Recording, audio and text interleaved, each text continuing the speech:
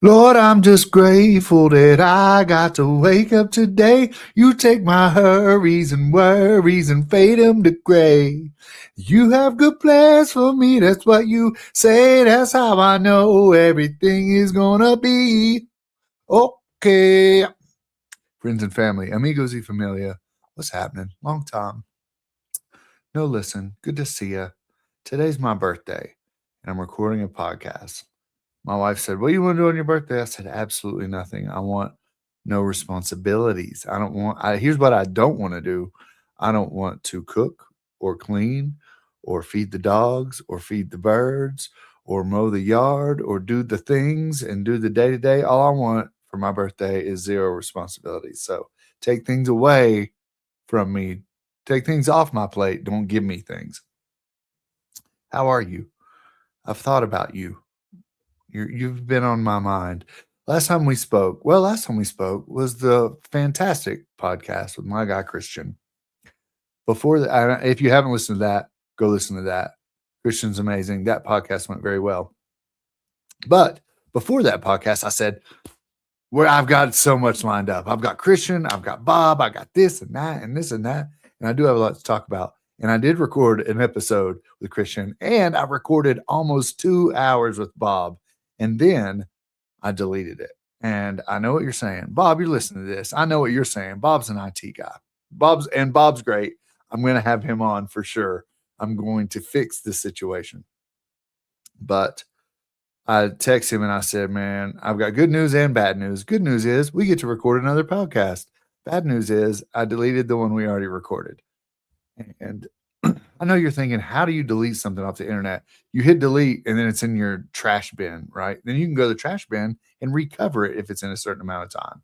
Well, on the app that I use to record these podcasts, I deleted it off of there and it didn't send it to the trash bin. It sent it, it's gone. So I was gonna, what I wanted to do was delete just a former episode, and it deleted everything. And so I didn't have it saved, backed up or anything. I actually had the podcast with Christian saved to another computer, but I didn't have Bob's backed up. So my bad. We're going to record another one and it's going to be even better. So stay tuned for that. Hopefully it won't be 2 hours. It might be 2 hours. I don't know. Me and Bob get to talking. It starts to go on. Not just Bob, but me too. But maybe I can edit it down or plan it better to figure it out. But this episode today, my birthday episode, is I've got a lot of stories to tell. So buckle up for that. I've been told I'm a good storyteller. So we'll see. Well, you be the judge. But the first story I would like to tell just happened the other day, last week, probably. Avery, my oldest daughter, she turned 13. And the day after her 13th birthday, she was offered to come babysit for pretty much the first time. She's babysat for our neighbors, which have been right next door to where we've been right there if she needed anything. And the parent has been home. So she's been able to babysit with the parent in the house. So that's been kind of a learning curve for her. But this is her first big time one where the parents are gone. It's nighttime. She was there. It was the day of. The parents texted and said, "Hey, we got to go out. Let's, can you babysit?" She was like, "Dad, can I do it?" I'm like, "Sure." But they didn't give her an end time. So I had something. I think I was recording the 8-Bit Clubhouse podcast with Drew and Hambone that night. And so she was babysitting, and I was like, and the parents were like, "You need to pick her up. We'll be home at 8." And I said, "Can it be later than that?" Because I was still going to be recording the podcast at 8. So I basically, when I dropped her off, I said, "Hey, she's good to go. If y'all want to stay out late," because I know when we used to have babysitters, we would always text and say, "Can you stay a little later? We're having a good time. We're going to be home late. Can you stay a little later?" So always give a pro tip for having a babysitter. Always give them a later time. If you get home earlier than that, that's fine. But give them a later time just to cover yourself. Anyways, dropped her off and said, "You all keep her. Stay out. She's good to go. I can pick her up at midnight if you want. I'm good. So have her. She's here." They were fine. Everything was good. I record the podcast, Drew and Hambone Johnny, 8-Bit Clubhouse podcast. Go check it out. After that, about 30 minutes, I'm upstairs doing laundry and my phone rings, and it's the lady who she's babysitting for, and she says, "I just saw on the camera that Avery answered the door to a stranger, to someone we don't know. She answered the door. He said that he was going to be back there in 15 minutes. That's what he told her on the camera. So we're leaving now. We're heading there. Can you go ahead and head there?" I said, "Absolutely." So I'm like, "What in the world? This is crazy." It's just why. I go over there. I get there before the parents do, and I just sit outside with my lights off. I'm in the dark, cars parked, headlights off, just in case this guy comes back. I'm going to be like undercover, and if he walks up to the door, I'm going to rush him. So I don't know. I don't. From coming from someone who used to do shady things, I don't know why you would go knock on the door and say, "I'll be back in 15 minutes." That's weird. You just go and you do the shady thing, criminal. So already I was kind of confused. Like, you don't go and say, "Just you wait, I'll be back." Don't set up your traps, Kevin McAllister. um, so for right off the bat, I'm like, what's really going on? So I'm sitting there. The parents pull in, they get out, and the mom goes rushing in. The dad comes out, and with them is uh, I'm talking to the dad, and he's like, "Yeah, I think it's this guy from across the street. He's had some beef with my brother-in-law. My brother-in-law, they've not got along and had some arguments before, so he's already like out to get us because they saw. I guess they saw the guy on the camera and didn't know who he was, but the details of this story really don't matter. What's the bottom line is, my daughter was home there with two or three toddlers, basically. Some guy comes, knocks at the door at 8:30, 9 o'clock at night. She said that she thought it was the lady that lives there. She said that she thought they were home. And I said, "Well, later I'll tell you." Anyways, so she opens the door to this guy.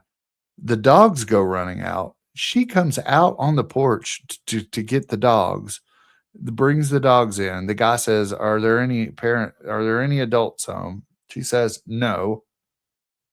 And he says, "Well, when will they be back?" And she says, "I don't know, 15 minutes." And he said, "Well, I'll be back in 15 minutes. There's an important something I need to talk to them about."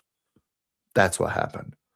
The mother's irate, the father's, and I'm standing there listening to the dad, and I'm like, "Don't you worry, I'm gonna take care of this. I had to seem like I was really concerned and really cared.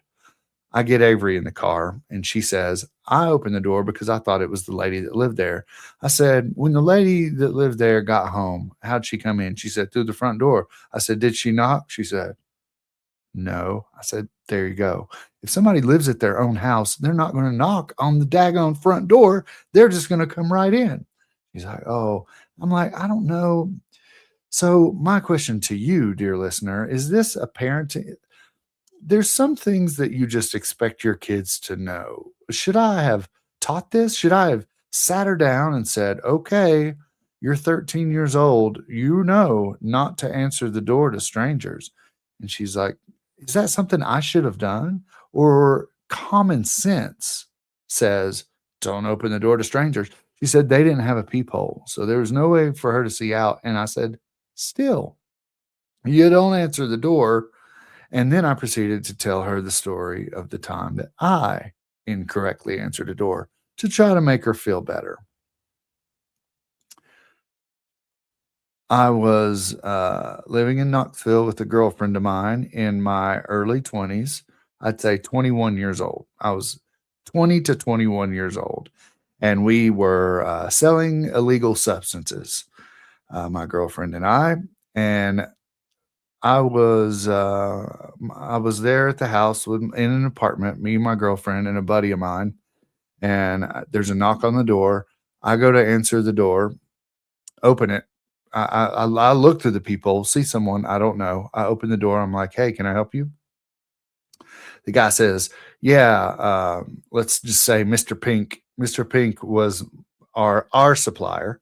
He said, "Mr. Pink sent me and said that you all have some stuff for me. I'd like to purchase some from you." I said, "Sure, if Mr. Pink sent you, you're good. Come on in." He comes in. As I'm walking in, he's behind me. My phone rings. Back then, the phone was attached to the wall.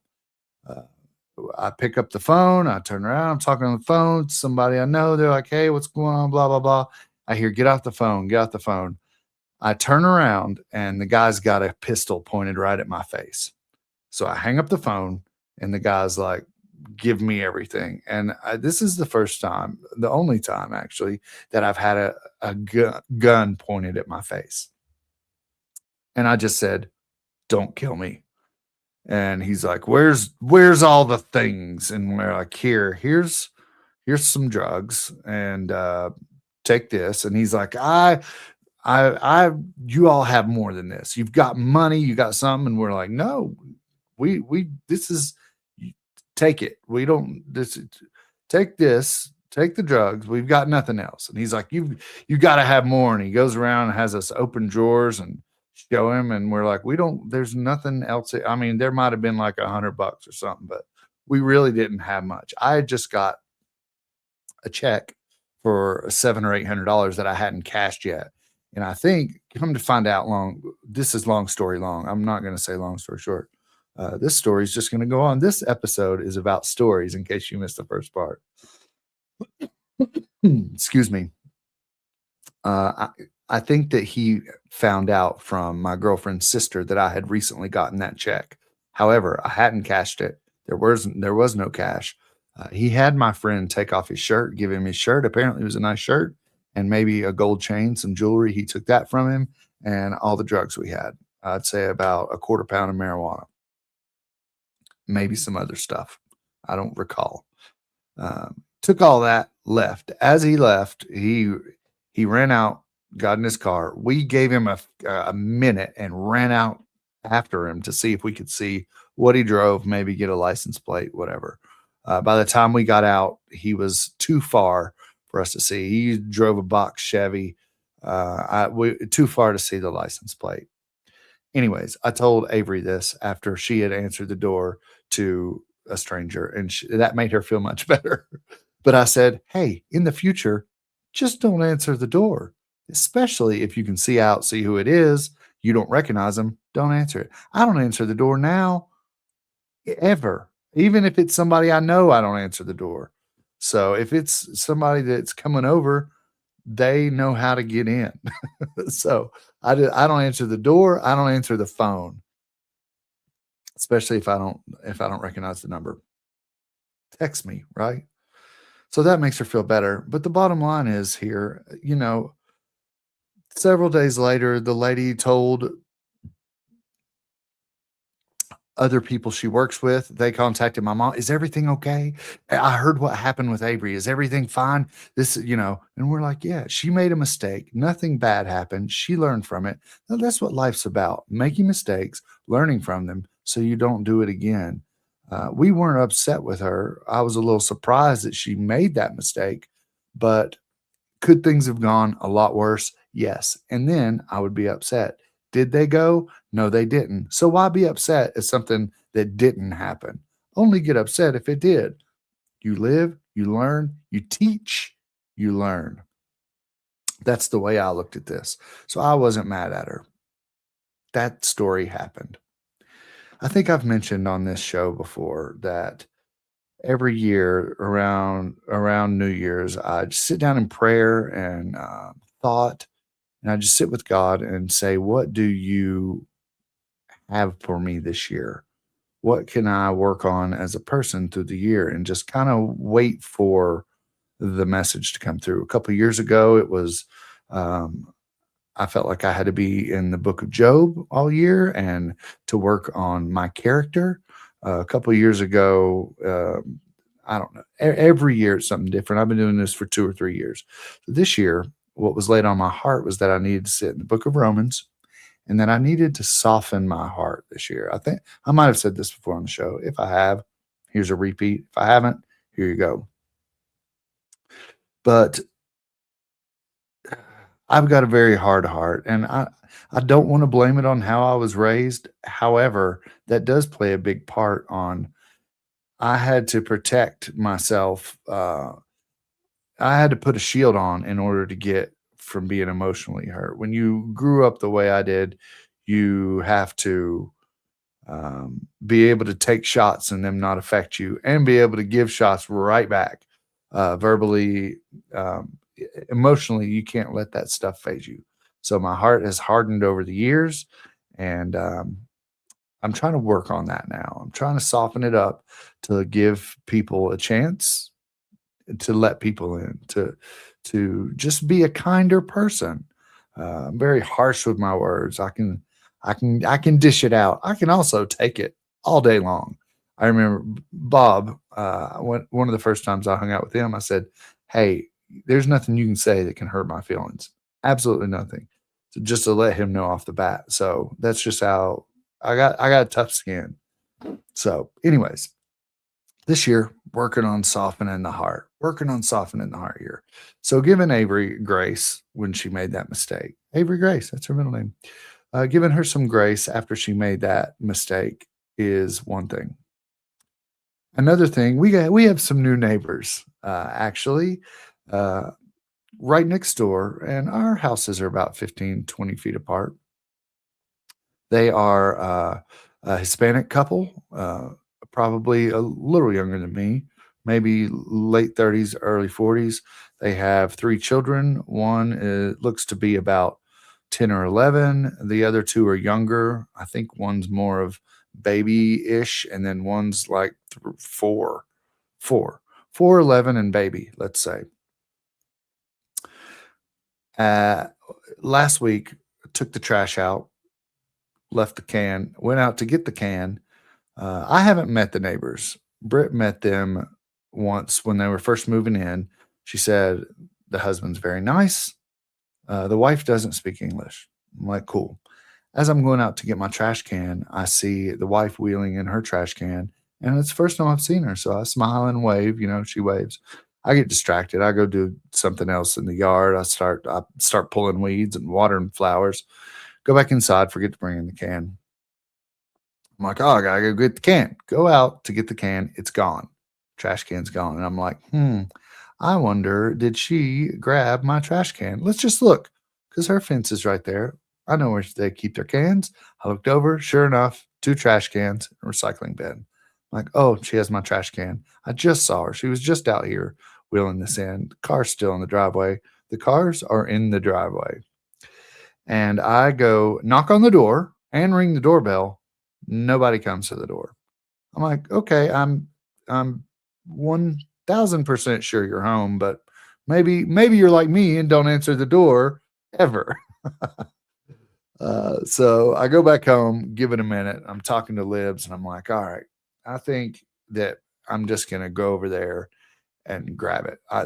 The gate's there. I unlatch the gate, grab my can, pull it out, close the gate. Everything's fine. Get my trash can. I go to get it. There's dogs out. She's got two or three little dogs out barking at the gate. I'm not going to open the gate. If a dog runs out, that's a way bigger situation for me. So I leave it. I'm like, forget about it. And then I go in. I'm talking to Libs again. I'm like, here's what we're going to do. We're going to get ski masks, and we're going to go tonight when it gets dark, and we're going to sneak over there, grab the trash can then, because the dogs won't be out, or if they are, they'll be asleep. We'll be super quiet. And Libby said, if we do this with ski masks, we have to walk like this. And she was kind of walking like a 1950s burglar.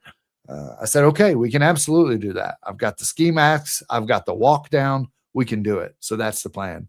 I go out, work in the yard a little more, and I'm thinking, you know what? I'm just going to try the door one more time. I go over there, ring the doorbell. She comes to the door. I'm like, hi, I think you might have grabbed my trash can by mistake. And she just looks at me and smiles and just holds up her fingers like a little bit. And I said, okay. And she turns around and walks back inside. She goes, and I'm guessing the husband's not home. She gets her son, who's 11 ish, brings him to the door. He comes to the door. There's another child at the door. Everyone's at the door. And he says, "Hi." And I said, "Oh, hi." I said, "I think that you all might have accidentally grabbed my trash can." And the mom said, "I don't speak English." And I said, "Okay. Anyways, I think you all might have grabbed my trash can." And the son said, "We have a trash can and a recycling bin." And I said, "Oh, I know. Yeah.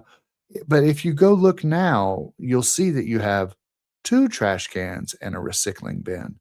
And he turns and he speaks to his mother in Spanish. And he said, "Okay, I'll meet you over there." He goes in, they close the door. I walk around the house, meet him at the gate. He wheels the trash can out to me and says, "My mom thought that they had given us an extra trash can." And I said, "Oh, okay. Well, that's okay. No problem." Grab my trash can, go back. Now they know. So they have a lot of cars out in after that situation. Now they keep their dogs in their garage overnight.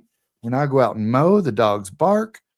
There's several issues basically that we have with these neighbors. They've got cars everywhere, 5 cars at any random time in the driveway and or street.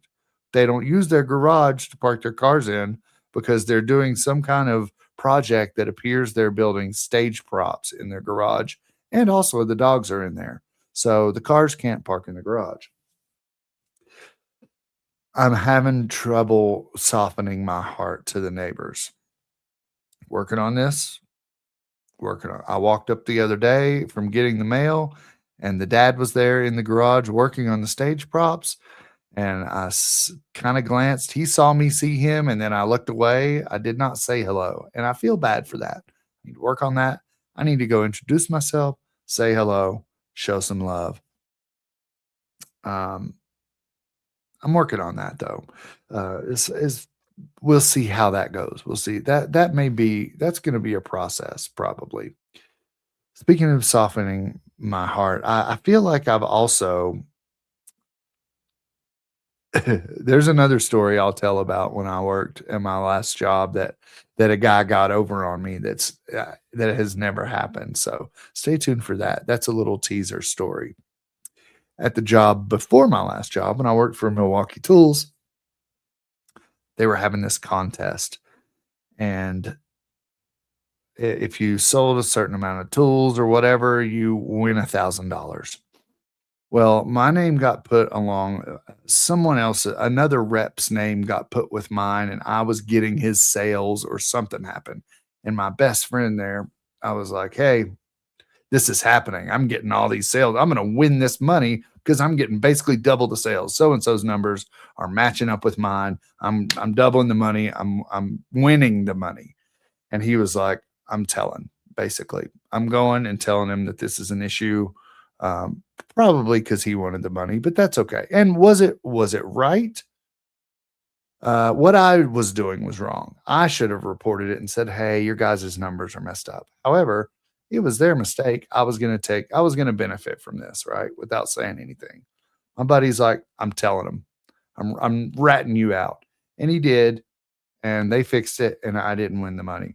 I told another one of my friends this story. He said, "If that guy would have done that to me, he would be dead to me. He would no longer be my friend." This is my best friend at the company that narked me out. And I'm like, I'm not just gonna cut this guy off because he told on me and I didn't get $1,000. So I do have a bit of a soft heart. I do have a forgiving heart sometimes, I guess. Still friends with that guy today that knocked me out. I haven't talked to the guy who said that he would cut off the friend in a couple years, but time, God works in mysterious ways. Anyways, so I do have a bit of a soft heart um,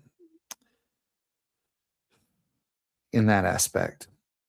When I was a child, and my mom will should probably remember this story. We lived in there was a man who had a giant white house, mansion in my eyes when I was a kid, huge white house. We lived in his basement. He had like an apartment under the house. They basically took, um, It was probably some kind of slave quarters at one point, knowing the area we were in. Some kind of basement area underneath the house that had a side entrance, and it was all concrete, basically just foundation. The ceilings were 6 feet tall, exposed pipes, one little tiny bathroom with a itty bitty shower and a toilet and a sink. Uh, no bathtub. There was 2 bedrooms, kitchen, some living area. Very small place, very dark, no windows. There might have been a window in the kitchen because it was, anyways, there might have been a window. We lived in this apartment. Has nothing to do with the story. Just thought I'd set the scene. I was young, maybe 6, maybe 5, maybe 7, maybe 6, maybe 7. You know what the kids say. Maybe 5. We had kittens, and there was this one kitten. Oh, we had a cat that had kittens. So there was 3 or 4 kittens running around. Bless their hearts, they were eaten up with fleas. We had to dip them in flea baths. I think several of them might have died from flea bites, but I remember there were these 3 kittens, and one was a bully. Wouldn't let the others eat, just fighting always, just mad, angry, knocking the other kittens out of the way, would not let them have food, had all the food to himself. Bully cat, right? It comes one day, I'm sitting there kind of laying in the floor playing with my brother, and here comes the kittens running around the corner. And the bully cat, it just is, very confident, running, leading the pack. I grab the cat and throw it straight up in the air. Like I said, the ceilings of this place were 6 feet tall. When I threw the cat up, it bounced off the ceiling, came back down, and was severely injured. I'm not sure what happened, but the next thing that I remember is that we were at the vet with my mom. My mom took the cat to the vet. The cat ended up dying. I killed the cat basically for being a bully. That's always lingered in my head as that's always tore me up, because if you know me, I'm super kind to animals. I'll catch flies in the house and let them outside. I don't like killing bees. I don't like killing any animal. I'm very kind to animals, and animals love me.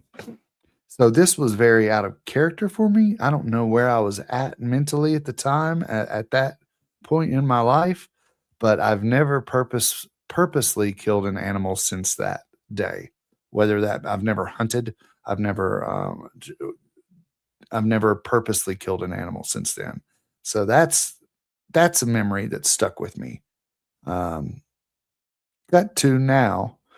I don't know if I mentioned this on one of the last episodes, but for Christmas I got a window bird feeder. So it's a bird feeder that you stick on your window to where you can look at it from the opposite side and watch the birds as they eat. Very cool.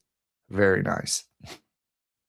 I had that on my Amazon list for Christmas. The kids were like, "What can we get you?" I said, "Check my Amazon list." They picked that. They got that.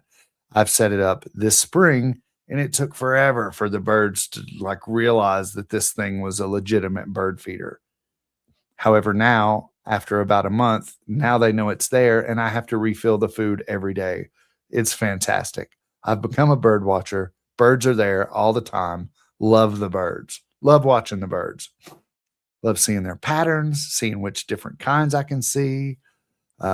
It's so cool.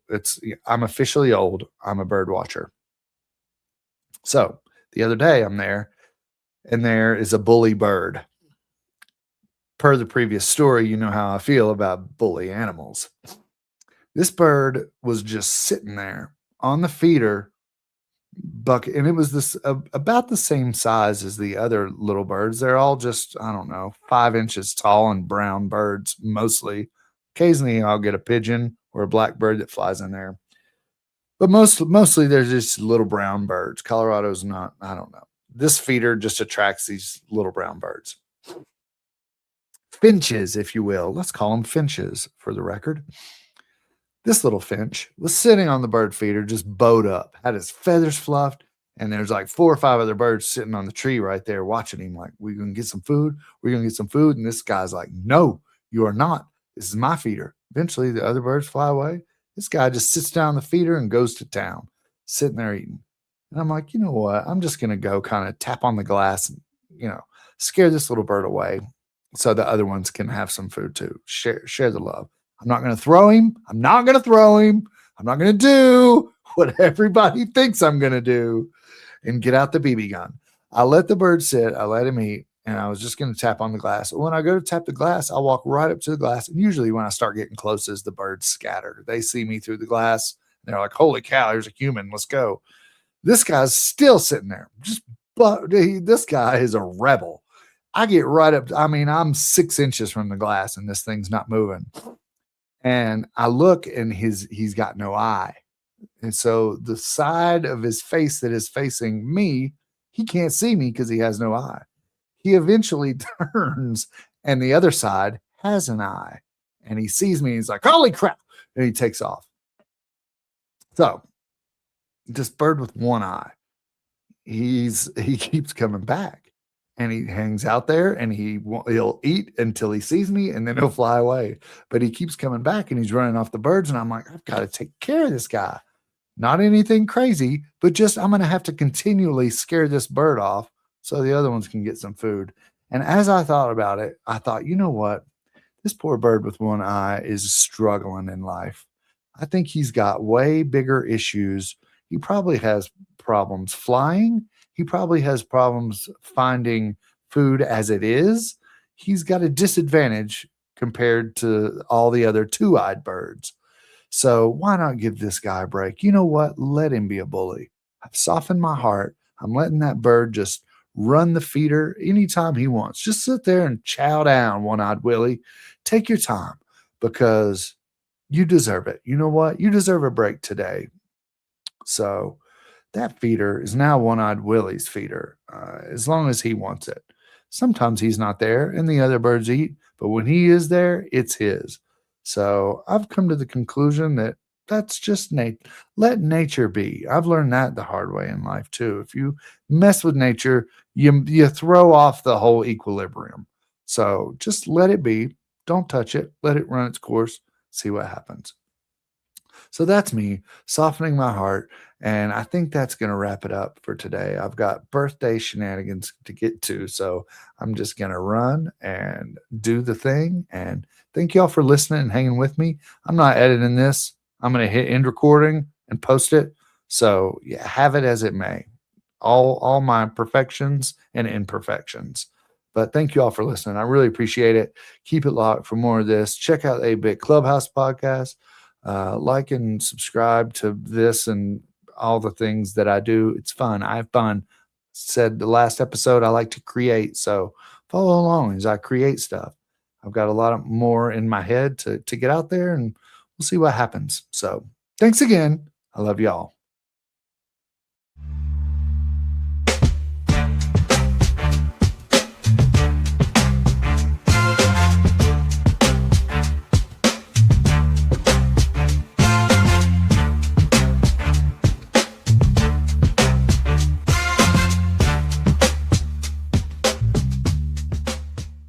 Thank you, Bob Cousy.